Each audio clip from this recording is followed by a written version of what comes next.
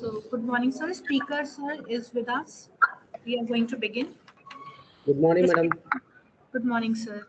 Respected Director Dr. Abhijit Anandji, Additional Director Dr. Raspreet Singh ji, Head of the Department Professor Raman Kaushik ji, Program Leader Dr. Krishnendu ji, Guest Speaker Dr. Deep Singh from Central University of Punjab, Bathinda, and dear faculty members, professionals, and researchers. A very good morning to all. I, Ravneet Kaur, extend a warm welcome to the 5 days online faculty development program on cryptography and blockchain, which is going to be held from 14th of November to 18th of November. There will be 2 sessions a day. The first session will be from 11 to 1 p.m. and another one will be from 2 to 4 p.m. All the sessions will be conducted on Microsoft Teams, and the link is already communicated to you via email only. Introduction to program. Cryptography and blockchain is an emerging platform for keeping the public network secure, so making it fit to maintain the integrity and security of blockchain. This technology is implemented for in the various real-time applications, cryptocurrencies, in particular the first and the well-known Bitcoin and the others such as Ethereum are the wide-known examples of blockchain paradigm. About faculty development program. This faculty development program aims to impart the knowledge about cryptography and blockchain technology. Eminent speakers from academia and industry have been invited to deliver the lectures on the different aspects of cryptography and blockchain technology. This FTP will provide a comprehensive understanding on the contemporary cryptographic approaches and their utilization in blockchain applications that will help the faculty to pursue the application development and research in this direction. The major course contents have already been communicated to you via email, and the outcome of this FTP is to provide one with a strong foundation in applied cryptography and emerging blockchain technology, to build the skills and to work with the state-of-art tools to design, analyze, evaluate, and implement cryptographic systems in cloud, blockchain, and general information technology. And third, to engage the areas of study, including the cloud security, data privacy, and other emerging relevant topics such as deep learning. So we are going to start with faculty development program. I extend my warm welcome to the speaker of the day, Dr. Deep Singh from Central University of Punjab, Bathinda. I take an opportunity to introduce him briefly. Dr. Deep Singh, sir, is present in the session, is presently working as an associate professor and head at Department of Mathematics and Statistics at Central University of Punjab, Bathinda. He has completed his PhD in cryptographic mathematics from Indian Institute of Technology, Roorkee. He done his he has done his MSc and BSc from Hindu College, Moradabad, and PG College, Shahjahanpur, UP, respectively. He worked as an assistant professor in the Department of Mathematics in Central University of Jammu from July 2013 to December 2021. He worked as a coordinator in the Department of Mathematics at the Central University of Jammu. He has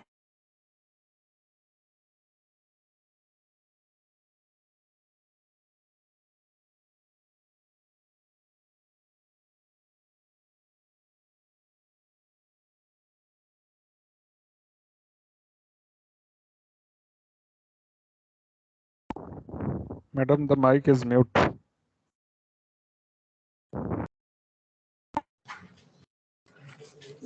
Okay. He has qualified for CSIR, NET, and JRF in June 2009, conducted by Council of Scientific and Industrial Research, India. He has qualified for NBHM DAE PhD Fellowship in Mathematics also, and he has qualified in GATE for the GATE also. So here, sir is with us, Dr. Deep Singh. Namaskar, madam. Namaskar, sir. Welcome to Faculty 5 Days Online FTP. So here we are having a audience with us all are from various areas, that is researchers, faculty members, and professionals. So over to you, sir. Can we start with the session? Yes, madam. Yes, please. Yes, sir. Sir, you can once check presentation is okay, fine. I'll stop sharing.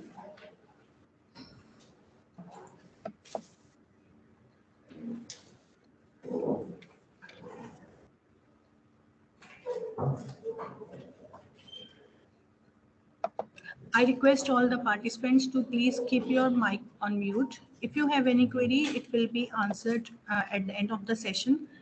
Please keep your queries and questions if you are any having with you, and it will be answered later on. We will have a question answer session as well. So first we'll start with the session. Thank you all.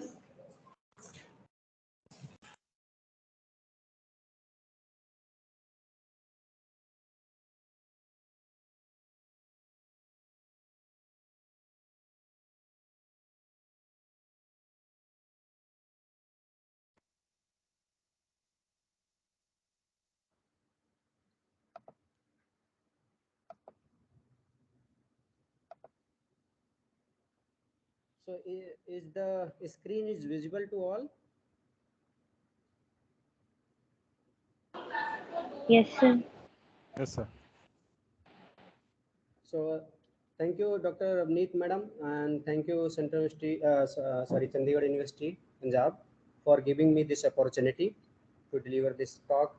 So, I welcome all the participants here.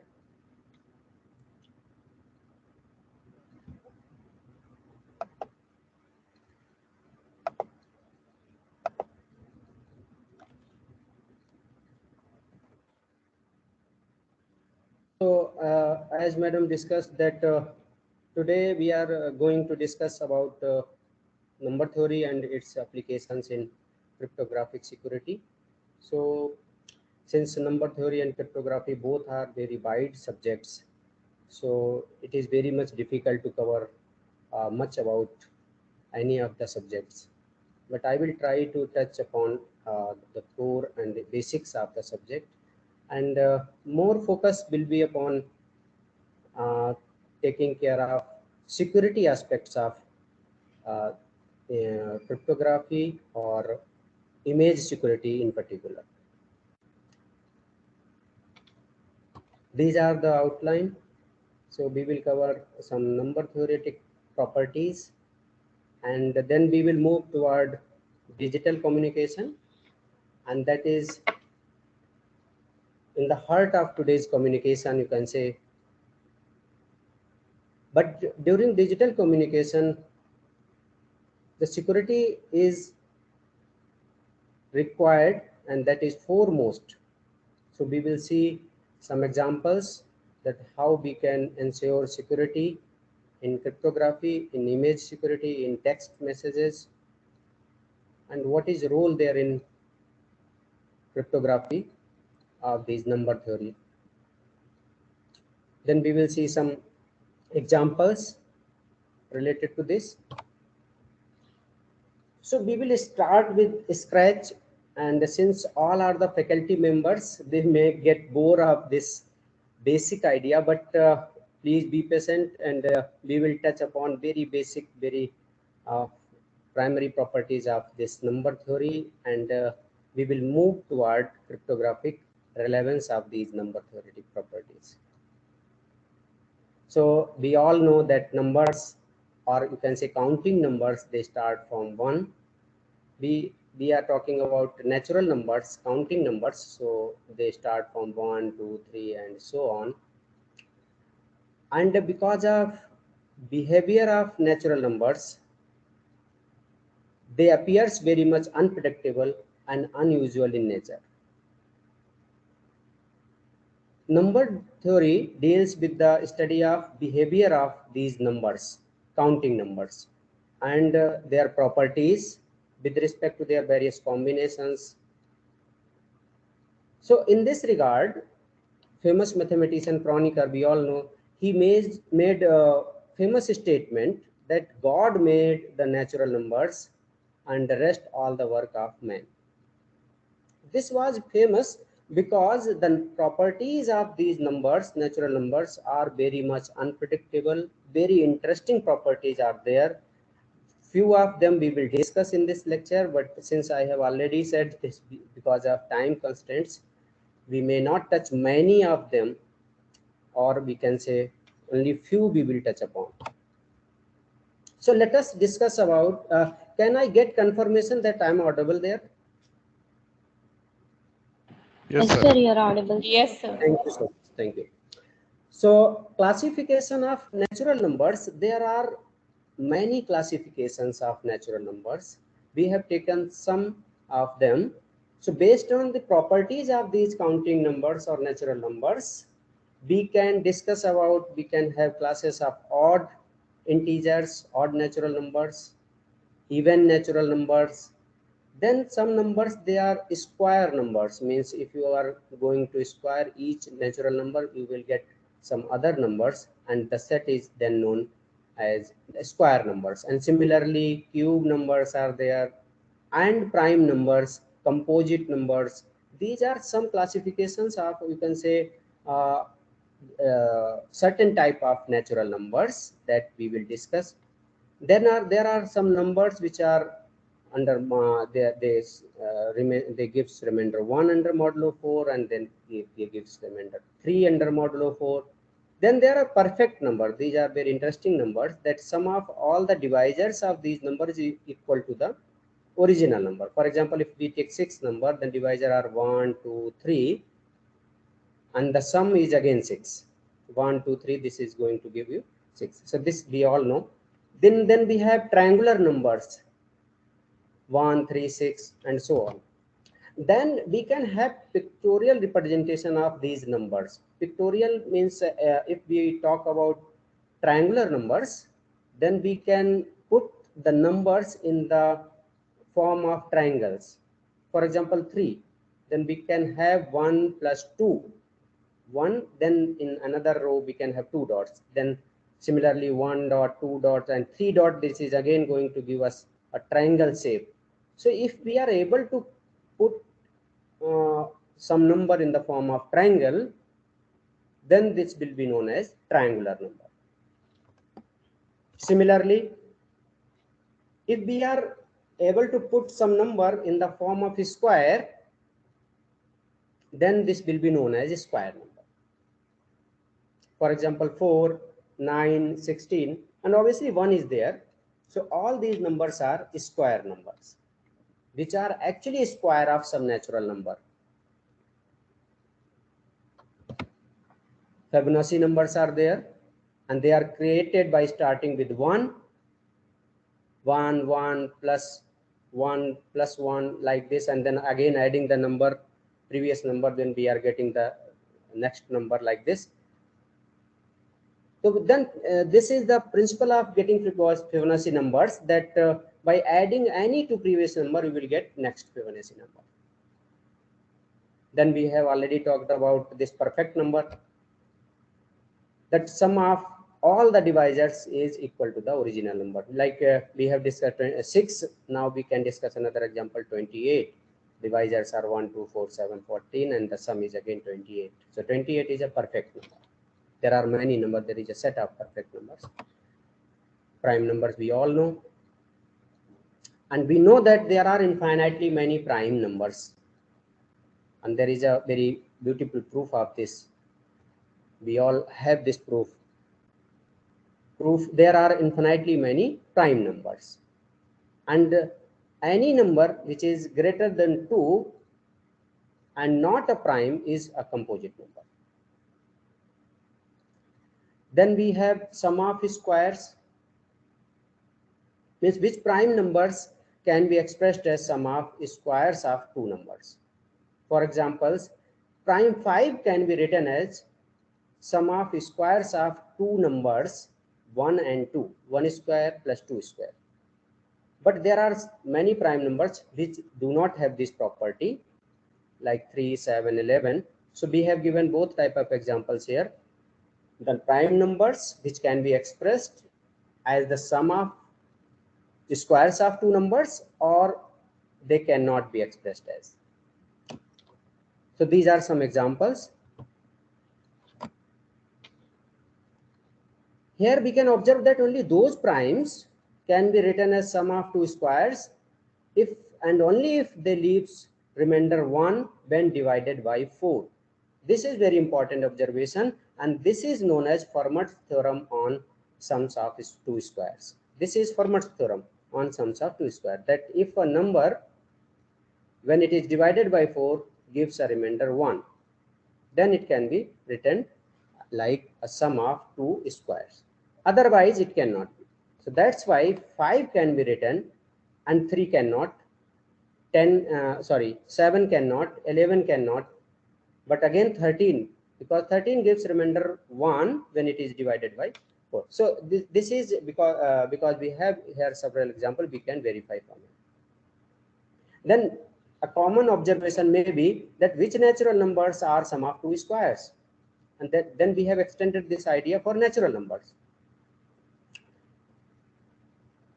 Now, relationship between triangular and square number. I think this should come before, because we have seen square and triangular numbers before. So there is a relationship that we have some square numbers which are actually triangulars.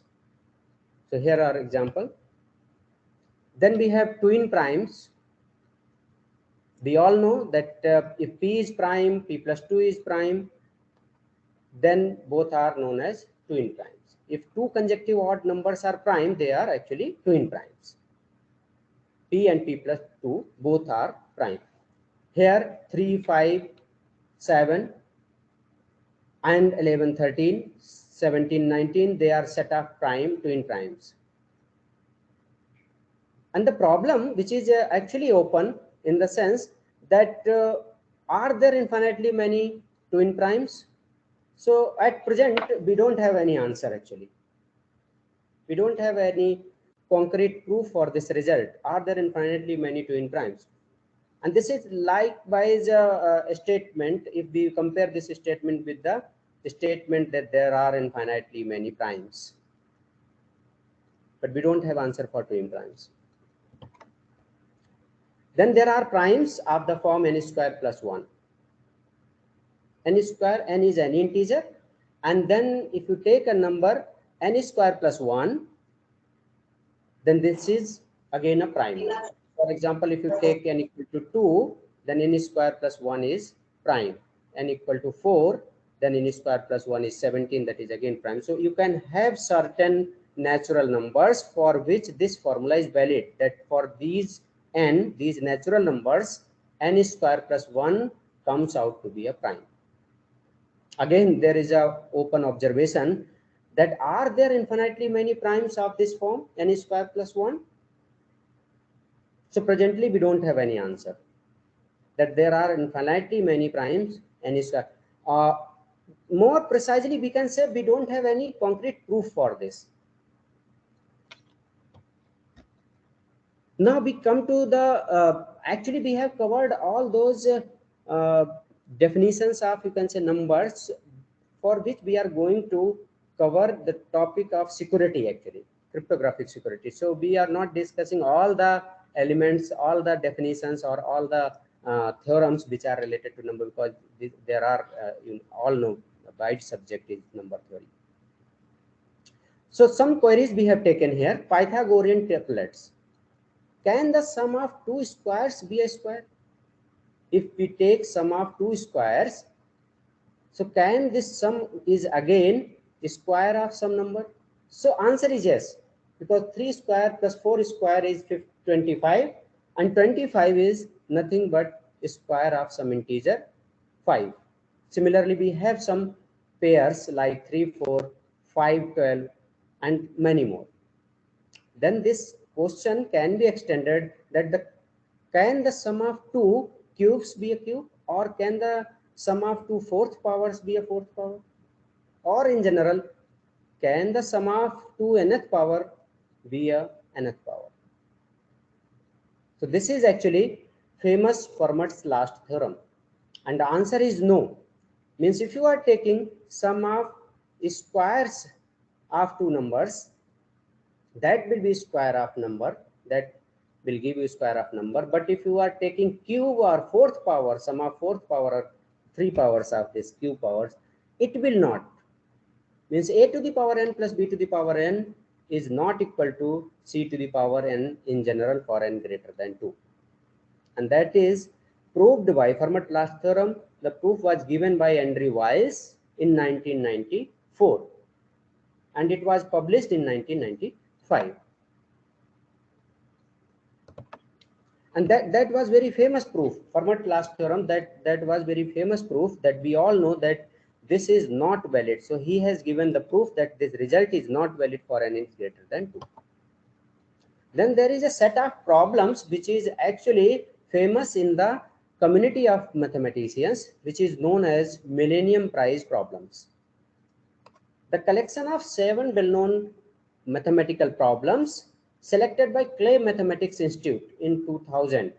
So in the year 2000, this Clay Mathematics Institute, they have taken 7 problems into the consideration. They actually constructed a set and declared a prize of 1 millennium for getting solution of any of the problem. Each problem has a price of $1 million. And surprisingly, till date, only one problem has been solved. That is Poincare conjecture. And out of these 7 problems, 2 are related to the number theory. And that's how we can imagine the power of this number theory.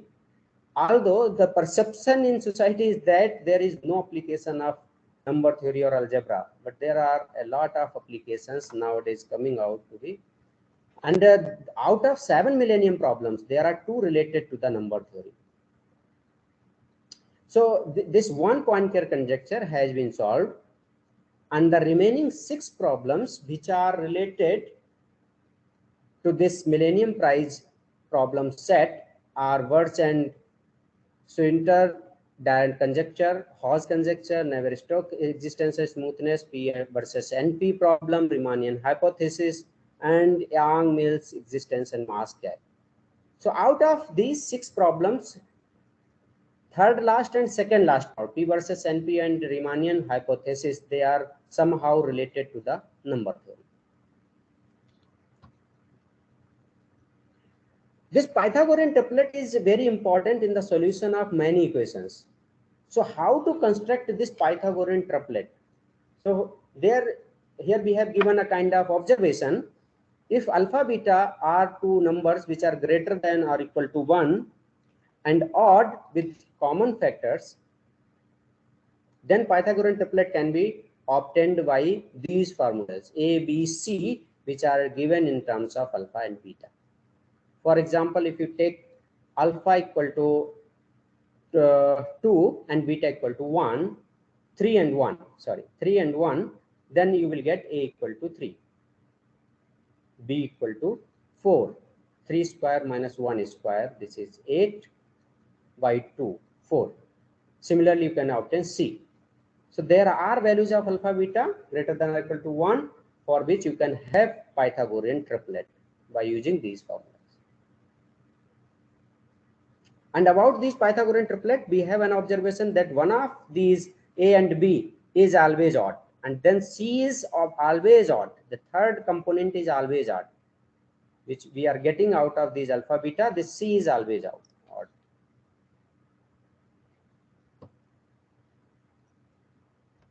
Another example is there. Take ABC Pythagorean triplet, then you can construct some numbers where A square again product of 2 squares.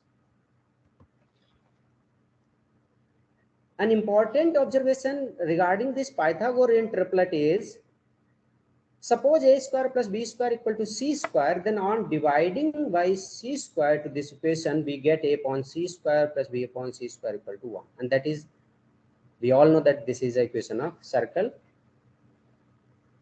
having center 0, 0 and radius 1. So rational numbers on the circle provides Pythagorean. Yes. Is there any question? Okay, then thank you. Okay, then since we are discussing about number theory, so the most interesting, or you can say baited contribution in number theory is due to Ramanujan. Number of results have been provided by Ramanujan in the development of number theory, or you can say Ramanujan and number theory, they are synonyms of each other.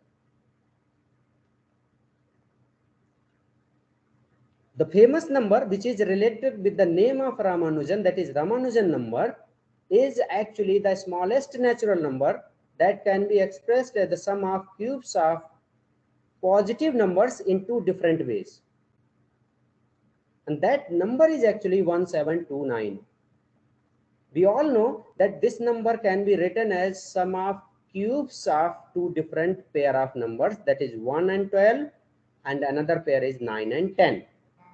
So 1 cube plus 12 cube is 1729, and we have another pair 9 cube plus 10 cube.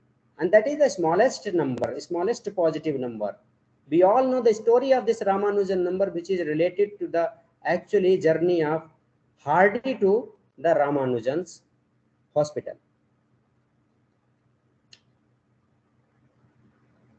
So we are not going to the story of this great incident. We all know, we all are related to this field. So the divisors of this number 1729 are listed over here, and we can see that this number is not a perfect number.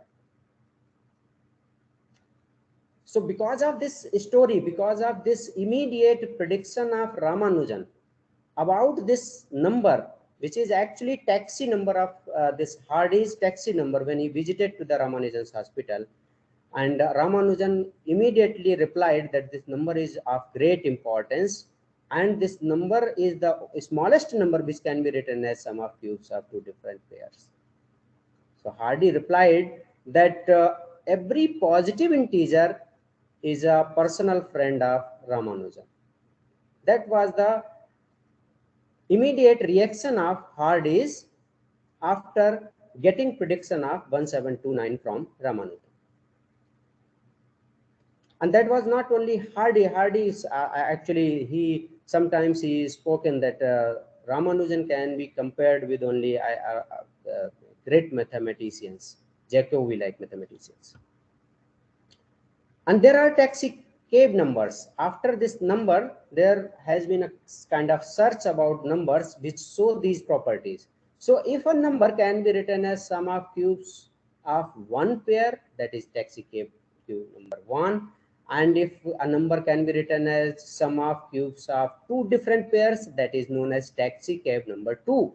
And similarly, taxi cave number 3 means that can be written as sum of cubes of three different pair of integers. And then sum of cubes of four different pair of integers, and like that we have different, we have set of taxi cave numbers.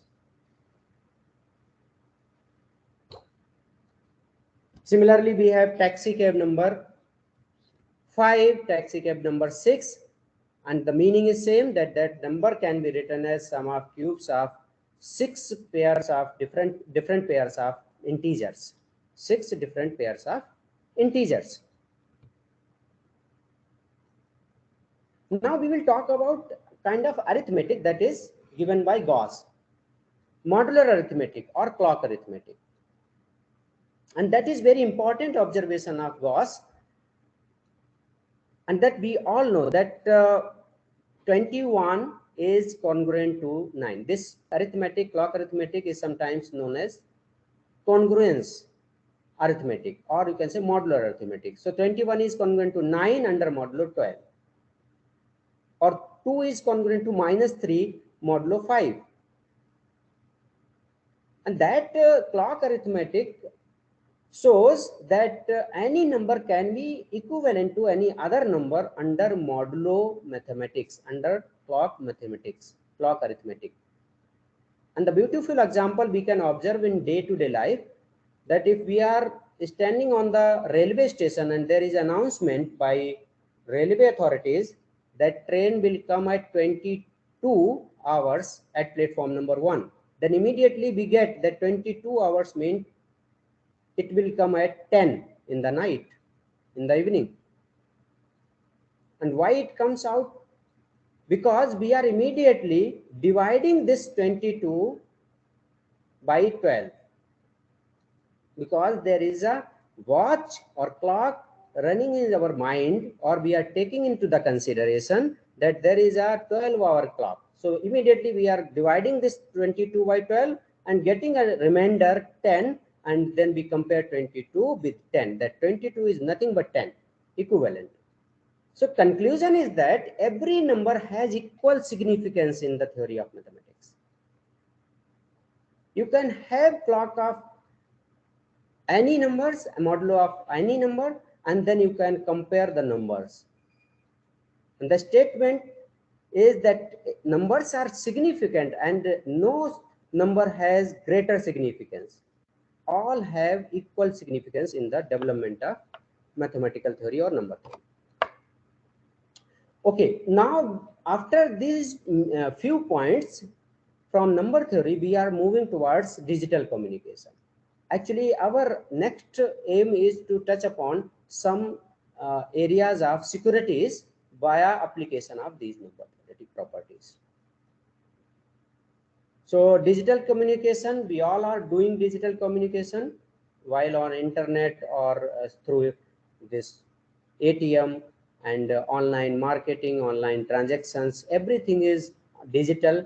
So we are doing digital communication, digital transactions. So in the current era of increasing digital communication, computers and internet, they are major component used for transfer of data.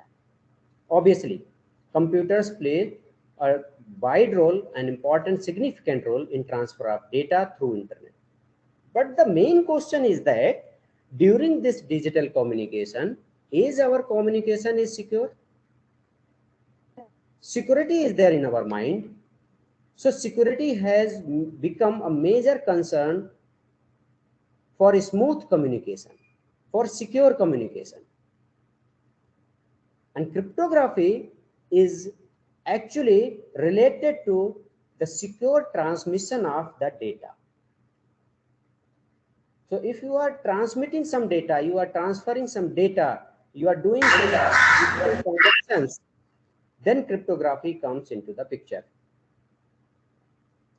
What is cryptography? How cryptography works? So a set of protocols and algorithm is used to maintain the security of data that is being transmitted over the open network, open channel.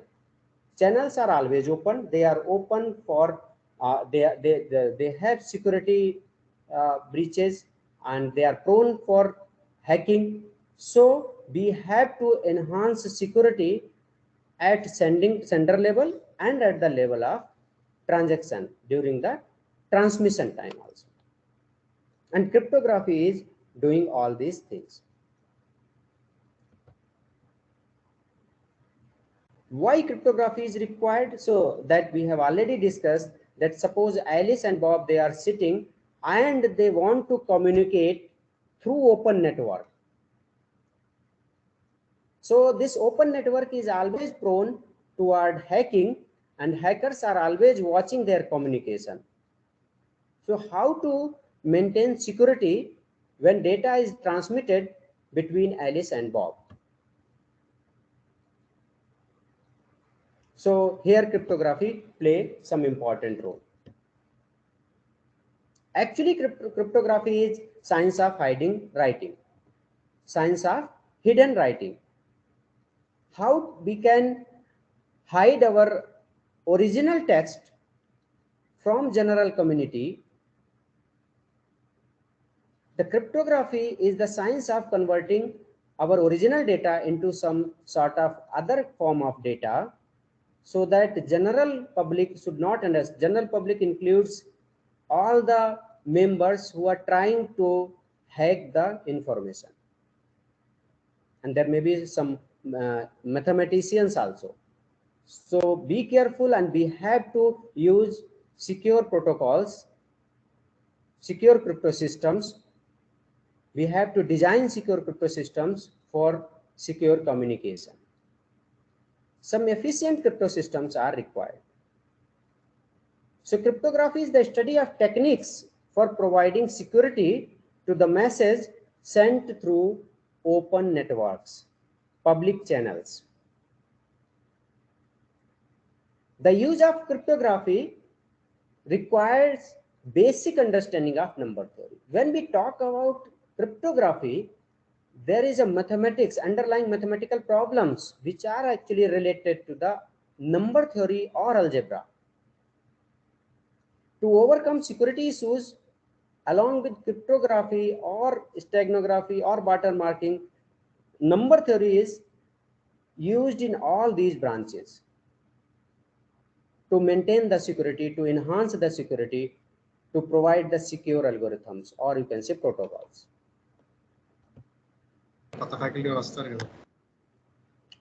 Cryptography, for a layman purpose, or you can say layman understanding, we can say that suppose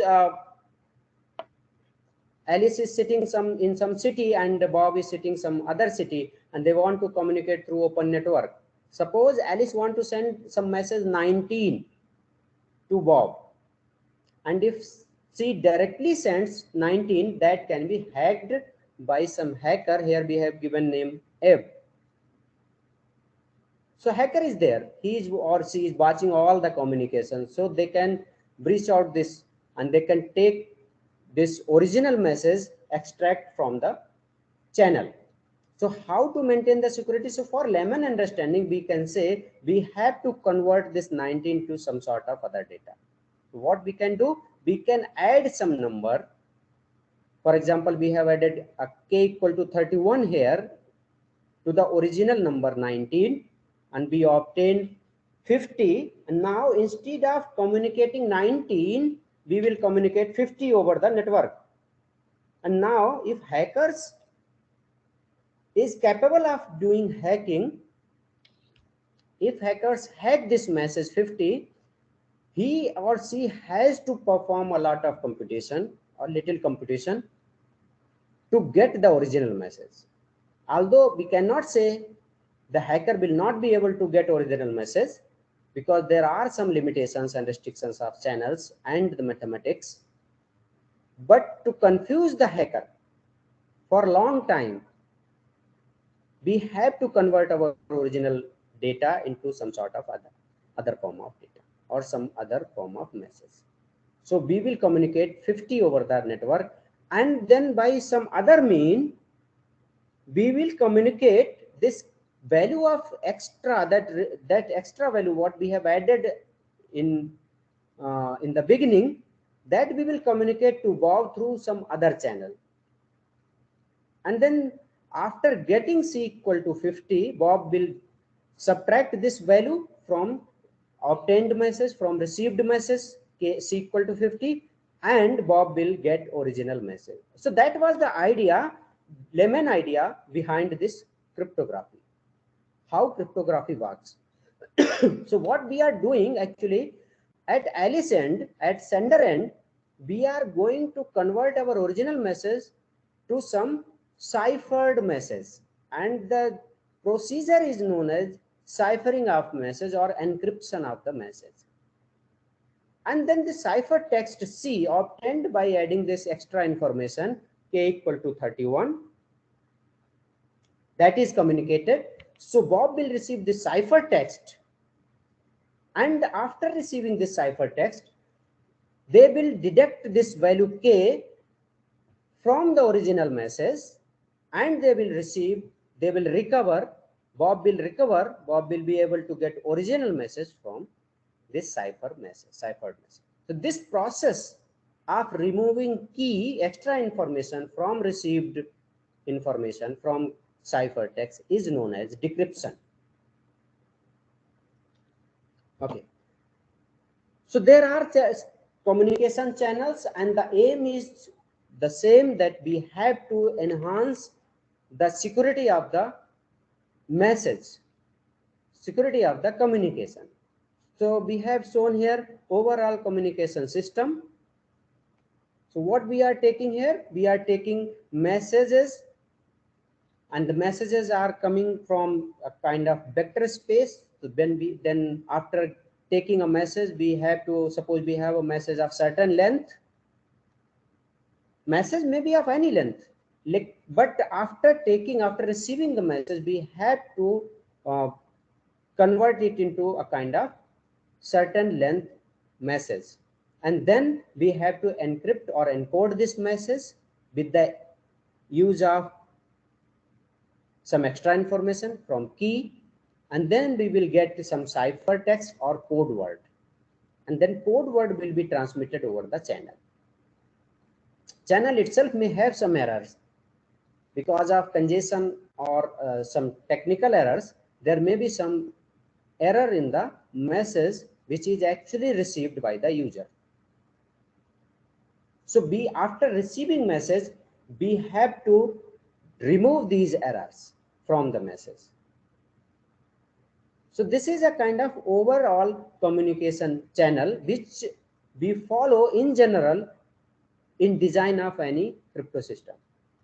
We take some original message, we take some message, maybe anything, message may be text message, maybe numeric message, maybe images, maybe videos, maybe anything that is actually message, and then we have to add some extra information to the original message.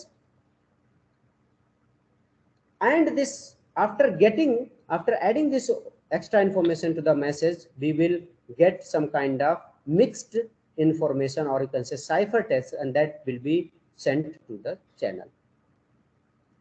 And after receiving, we have to remove this extra information as well as error received from the channel or due to some technical errors.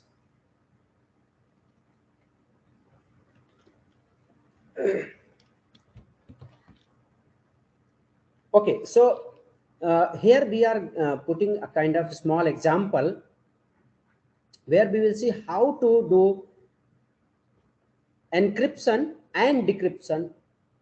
Here we have taken a message. Suppose Alice sends to Bob a message. What Alice is sending?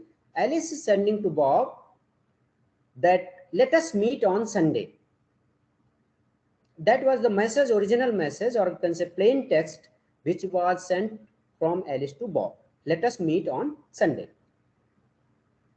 To provide protection to this message against hacking, we use encryption process, and we already discussed that what is encryption. We have to add some extra information to this message. So instead of original message, we will send ciphertext to the Bob. How to do encryption? So here we have taken one example, one simplest example of encryption process. What we are doing here, this is actually very ancient technique of enciphering, or you can say encryption, that is known as Caesar ciphering. What we are doing here in Caesar ciphering, we are actually taking English alphabets, or you can say English language, as a language of global communication. Here we have considered English language as a language of global communication. And since English language has 26 letters, so what we have done here, Caesar ciphering, we have assigned a fixed number to each English alphabet. A is assigned 0, B is assigned 1, C is 2, and similarly Z is 25. Since we have started with 0, so 26th letter will be getting 25. And now we have compared this numeric nomenclature with our message. What we are getting? We are getting 11 corresponding to L, 4 corresponding to E, and we have noted down numbers corresponding to the original message. Let us meet on Sunday. So we have taken numbers corresponding to each message symbol. These all are message symbol actually. LET, let us meet on Sunday. So we have taken numbers corresponding to each message symbol. After adding k equal to 1, we got new numbers 11, 4, 19. These are previous numbers corresponding to our message symbols. So if we add 1, we are getting 12, 5, 20 like this, and corresponding to 12, if we take English alphabets, these are M, F, U, and then we are getting a kind of message in the last row, M, F, U, V, T, N, F, F, U, P, O, like this. So this is known as encrypted form of message. This encryption may not be, I'm not talking about secure encryption. This is a kind of layman idea, or you can say this is very ancient technique of encryption. So now you can see that your message, let us meet on Sunday, is converted into sort of some other form, some other symbols. And now generally the general persons, they cannot understand what is written over there. And hence we can hide our original message by using this encryption technique. That is, we have taken here k equal to 1. We can take k equal to -1, k equal to +1, +2, +3, any number we can take, or any other alphabet we can take instead of this. So this is the simplest form of encryption, how to convert our original message into, or you can say our original message is actually in the form of readable form that can be read easily. Let us meet on Sunday. If we will send this message as it is, it can be read out as it is. So how to convert this message into non-readable form, So that is how to encrypt our message. So that was the very ancient, very fundamental, very basic technique. So idea may be anything. This is up to our imagination how efficiently we are taking encryption.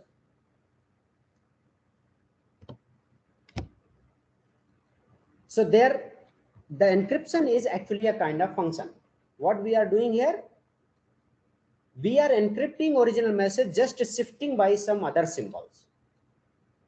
So that can be taken as ENX, encryption function. So X is original message, and if you are shifting this original message with some number n, for example, here in the previous example, we have shifted all the numbers by 1, k equal to 1. So here ENX n will be 1. What we are taking actually, ENX equal to x plus n modulo 26, because we have to remain within this limit of 0 to 26. We have assigned numbers 0 to 26 to the English alphabet. And similarly, if you are adding this n during your encryption, so during decryption, you have to revert to your process. That is, after getting the information, you have to remove these extra information n from the received information. What is received? Suppose y is received. So what is y? Y is nothing but this is x plus n. In general, we have taken x plus n. There may be, if there is no error due to channel. So received message is x plus n. And now from received message, we have to remove this extra information n, and then we are getting original message under this modulo 26. So that is actually encryption and decryption function, which are used for encrypting the data or for decrypting the data. And from here, we can observe that encryption and decryption, they are inverse of each other. Whatever we are doing during the encryption process, we have to revert the process during the decryption. Here is another message. And can we guess what is written over there? Can we guess? Okay, so we have seen that something is written in like G, U, G, J, K, C, C, R, W, M, S, like this. So this is a message which is actually in encrypted form. So now we are on the other hand. Rather than doing encryption, now our task is just reverse. We have to decrypt the message. Here we have some ambiguous message, non-readable form of message, and we want to extract some information out of this message. So what we have to do? We have to do actually decryption. How to do decryption? There are certain techniques for encryption and decryption, and we have to perform every time decryption as a reverse process of encryption. But sometimes it is hit and trial also. It may not work all the time. It may not work all the time. But from English language, from the point of view of English language, we can see that this G letter is a single letter word. And in whole English language, there are only two single letter words, I and A. These are two single letter words, I and A. So G is either A or this is I. If G is A, then what will happen? And if G is I, then what will happen? We have to take both the results in our hand, and then we will compare what is actually relevant, because we want to get some relevant information out of this message. What is hidden relevant information behind this message? So distance of G from A is actually 20 and distance of G from I is 2. So key will be either 2 or 20. Key will be either 2 or 20. So we will decrypt this message as we have encrypted previously. So what to do? Just we will see this message, and after looking this message, we will assign numbers corresponding to the each message symbol that we have assigned in the during the nomenclature of numbers in the numeric form. So G is actually having 6, U is having 20, and that is from 0 to 26, where we have assigned numbers to the English alphabets. So G is having 6, U is having 20, like this. And now, since key is predicted as 2 or 20, so we have to remove 2 from each English alphabet, from each number corresponding to these English alphabets, or we have to remove 20 from each English alphabet. So let us remove 20 from all the English alphabets, and then our observation is that after removing 20, there is nothing relevant we are getting. Then the second option will be, let us remove 2 and let us try to observe what is there. So if we remove 2 from all the English alphabets, or we add 2 to each English alphabet, because key may be +2 or -2, anything. So here key is +2. So rather than removing, we will add. So 6 will be getting new position after addition of this key 8. 20 will get new position after addition of this key 22, and then 6 again 8, 9 will get 11, like this. And now if we take English alphabets corresponding to these new numbers, then we are getting something relevant. Actually 8 is having correspondence with I. 8 was assigned to I. 22 was assigned to W, like this. So after assigning English alphabets to these numbers, rather than during encryption we have assigned numbers to the English alphabet. Now we are doing reverse process. We are assigning English alphabet to the new numbers. And what we are getting? This message we are getting, I will meet you at midnight. And that was the message hidden behind this message, I will meet you at midnight. So this is one technique that we have described here for encryption or decryption, that we all know, mainly those who are actually related to this cryptography or somehow computer science, they know that this technique is very famous and very fundamental, very basic technique, and that is known as Caesar ciphering. So this is a technique that works for sending messages in the form of text, in the form of numbers. But what about today's communication? If we look out upon today's communication, Rather than text or numbers, we believe that images play major role in today's communication. Actually, images can describe without write many things without writing any text. Images can describe many incidents without writing a single word. So communication through images is very powerful.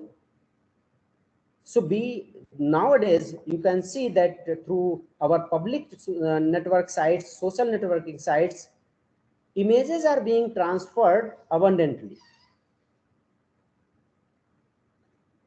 So the prime objective of today's cryptography is also to discuss the security of image communication. So we have taken into consideration security of image cryptography. So what is image cryptography? That is very much similar to the text what we were talking about during this Caesar ciphering. This is very much similar. But since images, they are kind of matrix in the form of a digital version, or you can say, if we look our images in computer, they are nothing but a kind of matrix of zeros and ones, or you can say some numbers are there. Ultimately, that these numbers has to be converted because of machine restrictions that we all know. So in the modern time, security is fundamental necessity even for common individual. Secret and secure communication is not only for military organizations or government bodies or diplomatic communications, but it is needed for every private come personal communication. And today, without multimedia, it is impossible to portray complete information. So images are going to play a wide role in today's communication. In order to secure sensitive informations over insecure communication channels, there is a need of design secure cryptographic algorithms or encryption schemes, or some protocols are required which can assure, which can enhance the level of security. New technologies keep coming up to accomplish these by help of cryptography or steganography or barter market techniques. So in this regard, crypto systems are designed to secure data transmission over the public network channels between communicating parties, and that can be achieved by the goal of cryptography. Images are actually data. These are function xy, two-dimensional array of rows and columns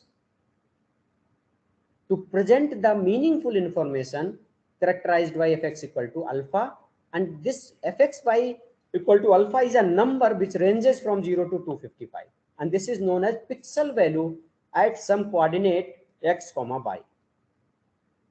So if we take some picture and we look this picture into the computer, so this is nothing but a kind of matrix whose entries are actually known as pixel values, and this will range from 0 to 255. Values of these matrix will be 0 to 250. 0 is for completely dark color, black color, and 255 is the brightest color. Cryptography is actually divided into two parts. Cryptology is a science which deals actually with the security as well as breaching of information. So cryptology is a science which covers both the aspects: cryptography, that is security parts, and cryptanalysis, that is hacking part also. Cryptography, here we are dealing with cryptography, trying to provide secure crypto systems. We want to have secure algorithms or protocols. These are of two types: symmetric and asymmetric. And then symmetric is again of two types: stream ciphers and block ciphers. So we have given definition of cryptography and cryptanalysis So cryptography, we all know, we have taken few lines about these cryptography. The aim of cryptography is to provide security to the information, whereas cryptanalysis is the science of breaking the codes. One might think that the cryptanalysis is an organized crime or the work from intelligence community, but currently respectable academic researchers are working on that part as well. Means cryptanalysis, this is actually a kind of academic work. We all are doing this. Those who are working in academic institutions or in research laboratories, actually they are also doing on this part. So this is not merely, you can say this is an organized crime or anything else. This is actually a kind of mathematics or computer science which we all are doing. Cryptanalysis has central importance in the modern cryptography, without which we cannot be sure whether the crypto system are secure or not. So cryptanalysis is very much required to test our algorithms, to test our hypothesis, to test our protocols, that whatever we have designed, that is secure or not. So we have to perform cryptanalysis. So here we have discussed symmetric and asymmetric cryptography. So that we will not discuss in detail because we have limited time.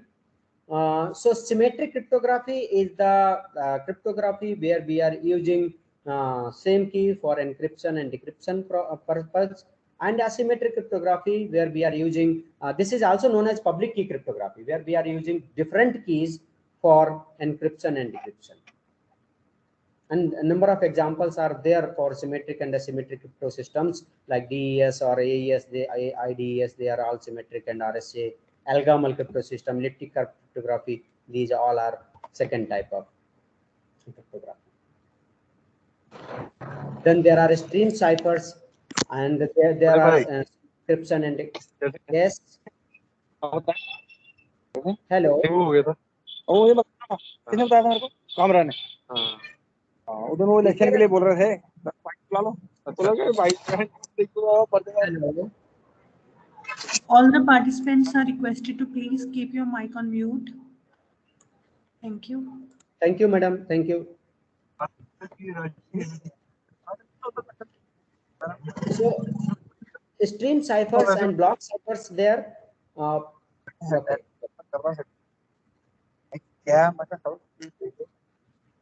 Okay, I think my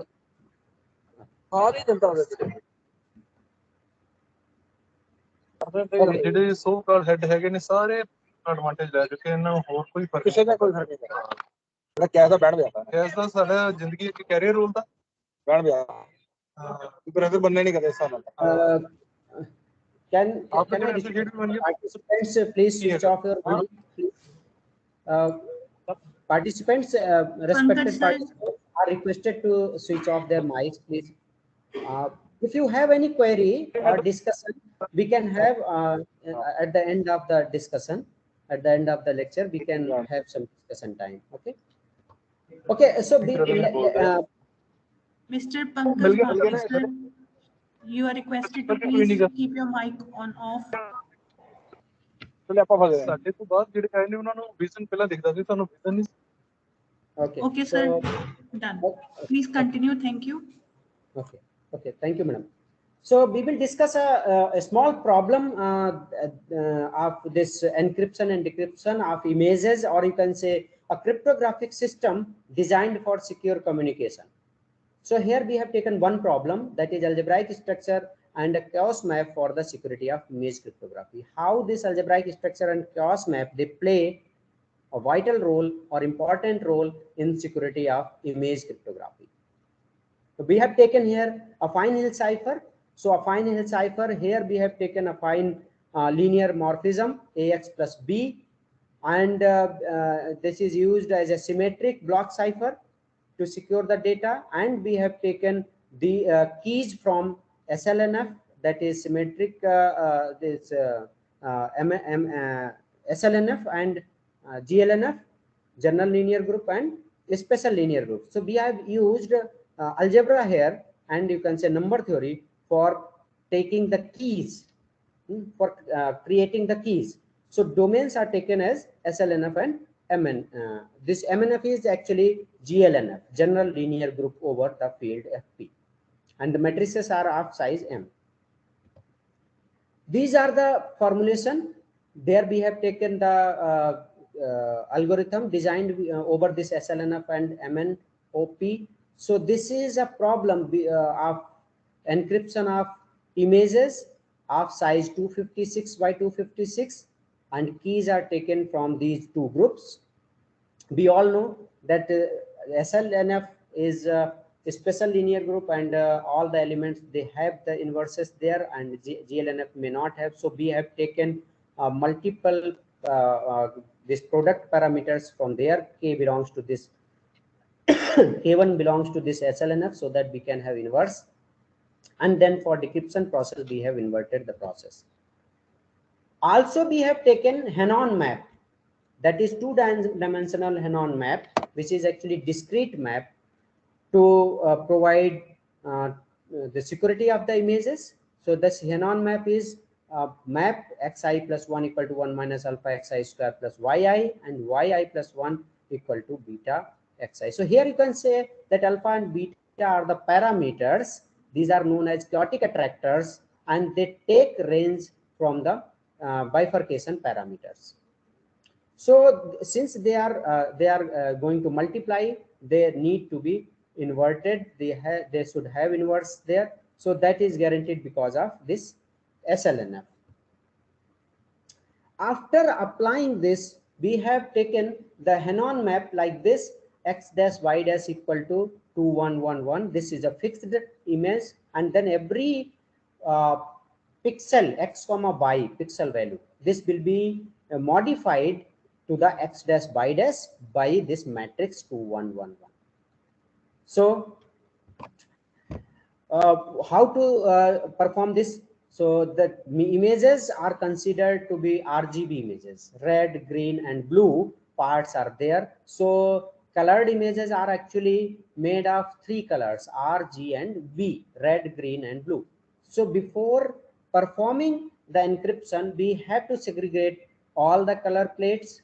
So every color plate, original image will be segregated into three parts: R, G, B, and then each color plate will be encrypted. So first we will use a fine Hill cipher. Suppose R is the in first stage, this is R1, original red color of original image.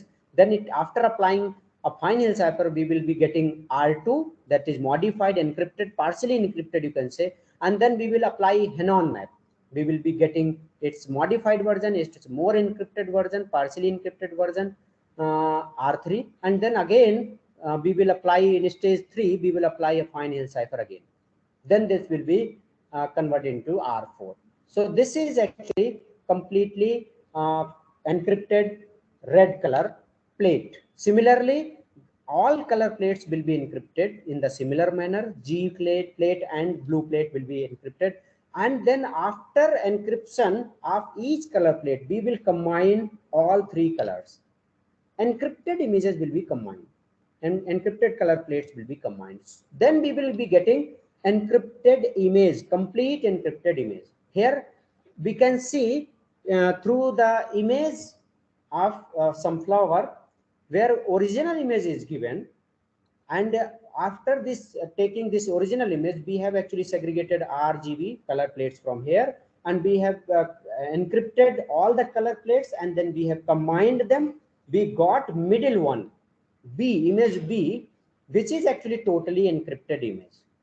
And then again using decryption process, that is the revert of this encryption process, we received image that is decrypted image in the C part. And now the challenge of cryptography or challenge of security is that whether A and C are same images or there is some change. If there is slight change in C with respect to A, then we will say decryption is not completely done, or you can say there is error in decryption process. So decryption must obtain as close as to the original image. That should be very close. Close in the sense the security parameter has to be satisfied by the image C. That means we had to compare, we had to test several security parameters which has to be satisfied by this image C. That means difference between image, or layman language, if we want to say something in layman language, that is difference between original image A and decrypted image C should be 0, should be tending to 0. That may not be exactly 0, some error may be there, that but our aim is to reduce this error or to put this error near to 0. That is the aim of this cryptography, image cryptography. So the middle image, B image, is the encrypted image, and we can say that this from obtaining this image, this is very difficult to predict what image was encrypted or taken behind this. What was the original image hidden behind this? So the aim is to secure the image data and to recover the original data from the encrypted image as it was given initially. That is, original image has to be recovered from this decrypted image. That is the aim of our algorithm. So here, whatever we have designed, whatever we have proposed, the algorithm is capable of doing encryption, efficient encryption, and efficient decryption also. That when we have taken another example of Lena images, so we have taken original Lena image in D in first figure, and then we have encrypted this image in E. So it is very efficiently encrypted, and from this encrypted image we have taken decryption process, we have performed our decryption process, and then we have recovered original image. And then we have tested various statistical measures, statistical tests to check that whether there is a difference, between original and the decrypted image. So statistical tests are there. This is the encryption algorithm that is performed over the original image, and that we have described during this segregation of color plates. What we have done in this encryption algorithm, we have described there that all the keys are taken from GLNF and SLNF in particular, and then we have performed encryption. Sir, what And are then the statistical measure for image comparison?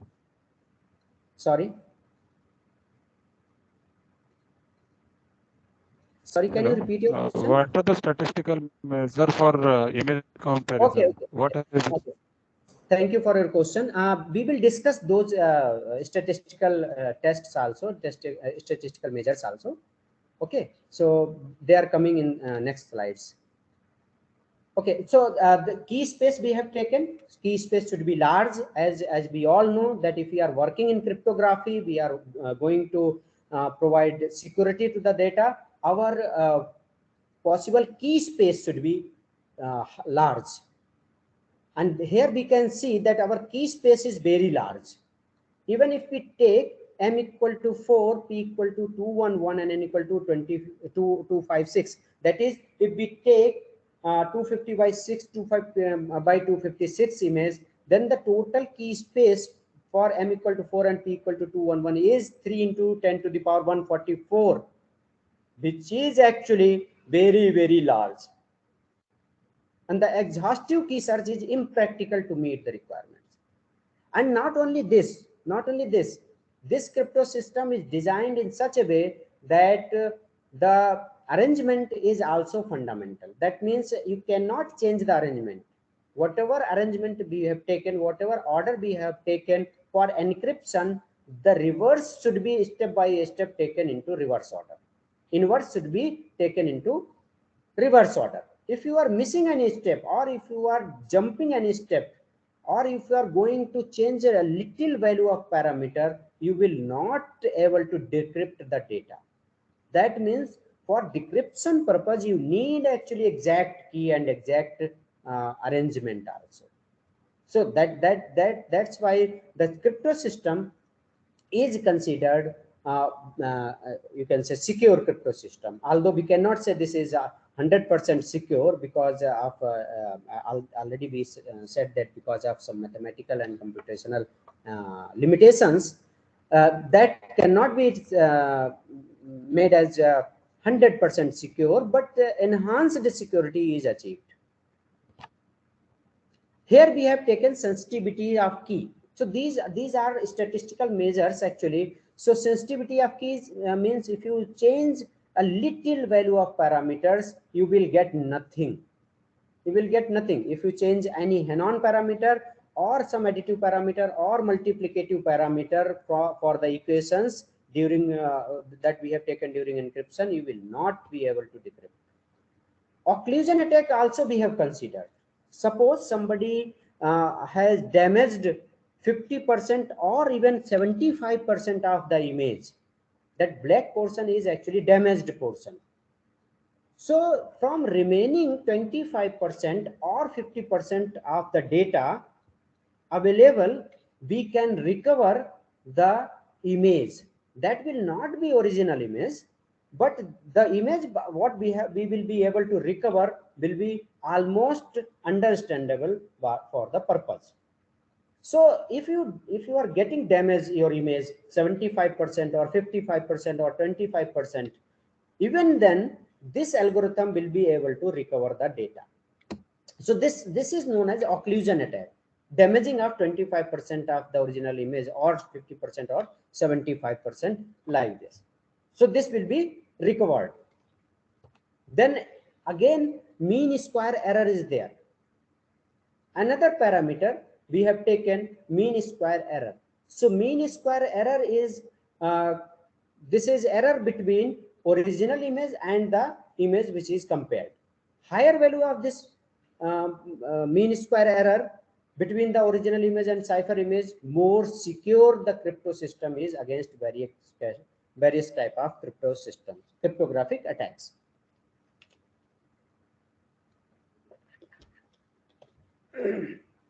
Sorry. So this is the formula for measuring the mean square error that is taken between the original image and the image for which we are comparing. That is calculated by using the formula 13. Another statistical tool, another statistical measure is there, PSNR, peak signal to noise ratio. This is used to access the quality measure between the images, considering as the signal and noise respectively. The lower value of PSNR less than 10 indicates that the encryption algorithm is good. So this value of PSNR, whatever we are measuring, that should be less than 10, and the lesser and that indicates that this is difficult for cryptanalysis to retrieve the original data, whereas higher value of PSNR greater than 30 indicate that decrypted data resembles to the original data.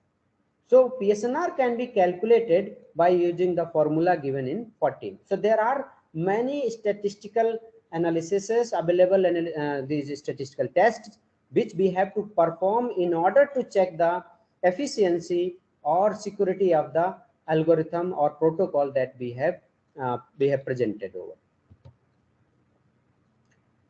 Here you can see for different images, for the image of tulip or for the image of Lena, we have taken values of mean square error and PSNR value, and you can see that values of MSE are higher for decrypted result and value of PSNR 0 and value of PSNR is higher. Again, another statistical analysis is there, that is entropy. So this is actually global Shannon's entropy. This is a scalar measure that reflects the randomness of the source information. So source information, how this is this has been randomized. So randomness should be there, and how we can increase the randomness among the source information, that will enhance the security of the protocol or the algorithm. So that entropy is an important measure, and that will be measured by this formula given in 15, and we have performed analysis for measurement of this entropy for tulip and Lena images, and this we can see that this is almost close to the theoretical value, and theoretical value is actually 8. 8 is the theoretical value. And then we have measured other statistical measures, that is differential attack, that is given in 16 and 17, UACI. Several other measures are there, and we have performed our algorithm for measurement of these, and we have compared these results in table 3. Then there is a correlation coefficient analysis. Correlation coefficient analysis is very important analysis, because correlation among the adjacent pixel of the original image and the cipher image along horizontal, vertical and diagonal direction has been analyzed. And it has been observed that there is a strong correlation among the neighborhood pixel and the original image. If you see original image, if you see the original data, then there is a strong correlation between the neighboring pixels. Each neighbor pixel will be related to the previous. Diagonally, it will be diagonally related, it will be horizontally related or vertically related. But this relationship has to be randomized, means we have to randomize this original data so that this information should not be related to the adjacent pixels. That's why this correlation should be as less as possible among the neighboring pixels. Our purpose should be to decrease, to minimize the correlation between the neighboring pixels. Neighboring in the sense of horizontal neighboring pixels in the matrix, or image matrix, or vertically or diagonally if they are neighboring. We have the relationship, correlation between these neighboring pixels should be minimum. And how to do this? This will be done with the help of confusion and diffusion principle. So we have to use some sort of transformations or mathematics for creating confusion and diffusion. What is confusion? What is diffusion? So this is a principle given by Shannon's confusion and principle of confusion and diffusion, and how to confuse the hacker and how to diffuse the pixel values. So confusion means, suppose we have some matrix, so changing the rows, suppose we want to change second row of matrix by third row. Let us interchange second and third row. So that will give you confusion. And if you want to change pixel value, suppose at the position of 1 1, at first position in the matrix 1 1 position, or on the position of 2 2 or 1 2, there is a value. So that pixel value may be modified with the help of some transformation or mathematics, and this modified value is known as diffused value. So diffusion is what? The values which are actually available in the matrix of this pixel values available in the matrix, that has been modified with some parameter. So confusion and diffusion will be done for the sake of getting this confusion and diffusion principle. So correlation will be minimized then. I'm sorry.